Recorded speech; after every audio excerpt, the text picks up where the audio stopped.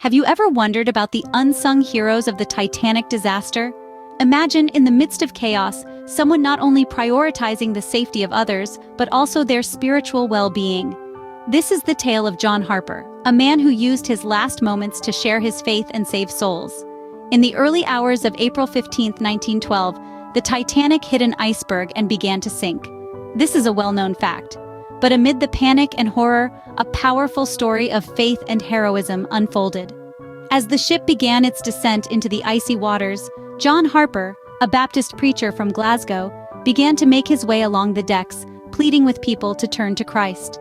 With the ship sinking, Harper called upon the Titanic's orchestra to play "Nearer, My God, to Thee." Gathering people around him on deck, he then knelt down, his face filled with holy joy. He raised his arms in prayer. As the ship lurched, Harper jumped into the icy waters and swam frantically to reach as many people as he could. He urged them to turn to the Lord Jesus and be saved. Eventually, hypothermia set in, and John Harper sank beneath the waters. He was just 39 years old. 4 years later, a young Scotsman named Aguilla Webb shared his testimony. He was a survivor of the Titanic, and he owed his spiritual salvation to John Harper. In the icy waters that night, Harper had found Webb and urged him to believe in the Lord Jesus Christ to be saved. After Harper disappeared beneath the waves, Webb, alone in the night, with 2 miles of water beneath him, believed. He was John Harper's last convert. Interestingly, only 7 people were plucked from the icy water that night to join the survivors in the lifeboats. Webb was one of them. Hollywood may have overlooked John Harper, but his heroism and concern for the souls of men in the face of death and drowning make him a true hero of the Titanic. The Titanic Memorial in Washington, D.C. is a testament to the men who sacrificed their lives during the disaster. This granite statue, designed by Gertrude Vanderbilt Whitney, stands 13 feet tall.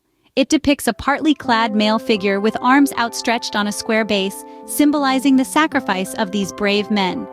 Erected by the Women's Titanic Memorial Association, it was unveiled on May 26, 1931, by Helen Herron Taft, the widow of President Taft. The memorial originally stood at the foot of New Hampshire Avenue, NW, in Rock Creek Park along the Potomac River. However, it was relocated in 1968 to accommodate the Kennedy Center.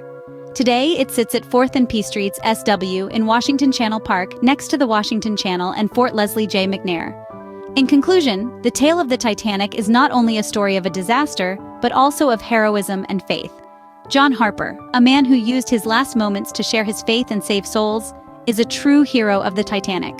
His story, along with those of other brave men, is commemorated by the Titanic Memorial in Washington, D.C.